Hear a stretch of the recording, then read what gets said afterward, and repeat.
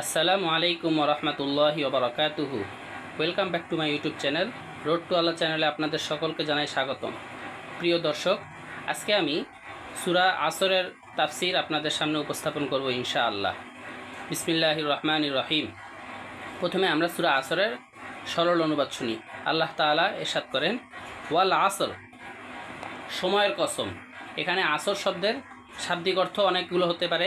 আসরের নামাজও হতে পারে, আবার সময় হতে পারে, আমরা যে সময় অতিবাহিত করি সেটি উদ্দেশ্য। এরপরে আল্লাহ তাআলা ইরশাদ করেন, ইন্নাল ইনসানা লাফি খুসর, নিশ্চয়ই মানুষ ক্ষতির মধ্যে রয়েছে। সকল মানুষই ক্ষতির মধ্যে রয়েছে, কিন্তু কারা কারা ক্ষতির মধ্যে নেই তা পরবর্তী আয়াতে আল্লাহ তাআলা আমাদের কাছে স্পষ্টভাবে বর্ণনা করে দিচ্ছেন। 3 নম্বর আয়াতটি হলো, ইল্লাল্লাযীনা আমানু ওয়া আমিলুস সলিহাতি ওয়া তাওয়াসাউ বিল হাক্কি ওয়া তাওয়াসাউ বিস সবর।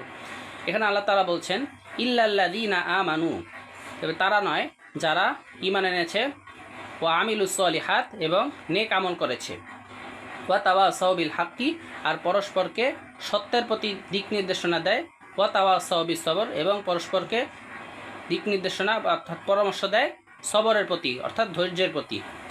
ইমাম শাফি রহমতুল্লাহ আলাইহি এর তাফসির করতে গিয়ে বলেন যে আল্লাহ তাআলা যদি কোরআনে 114টা সূরা নাজিল না করে শুধুমাত্র এই সূরাটিই নাজিল করত, তাহলে এটি যথেষ্ট ছিল। এটি একটি ছোট একটি সূরা কোরআন শরীফের, কিন্তু খুবই গুরুত্বপূর্ণ। এই সূরার মধ্যে আল্লাহ তাআলা বলে দিচ্ছেন যে সময়ের কসম করে আল্লাহ তাআলা নিজেই বলছেন সকল মানুষ ক্ষতির মধ্যে রয়েছে, তবে 4 শ্রেণীর মানুষ ছাড়া। যারা ঈমান এনেছে আল্লাহর প্রতি, তারপর নেক আমল করে, আল্লাহ তাআলা যে পথ বাতলে দিয়েছেন আল্লাহ এবং তার রাসূলের দিক নির্দেশনা অনুযায়ী আমরা যদি নেক আমল করি তাহলে আমরা এই ক্ষতি থেকে বেঁচে যাব। আর 2টি শ্রেণী হলো পরস্পরকে যারা উপদেশ দেয় ভালো কথার প্রতি, সত্যের প্রতি আর ধৈর্যশীলতার প্রতি। ধৈর্য মানুষের একটি বড় একটি গুণ, এটি আল্লাহ তাআলার খুবই পছন্দনীয় একটি আমল। আসুন আমরা ধৈর্যশীল হতে চেষ্টা করি।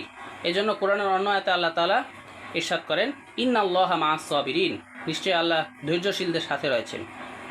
আমার ভিডিওটি যদি আপনাদের ভালো লেগে থাকে তাহলে অবশ্যই আমার চ্যানেলটি সাবস্ক্রাইব করে পাশে থাকা বেল আইকনটি বাজিয়ে দিবেন।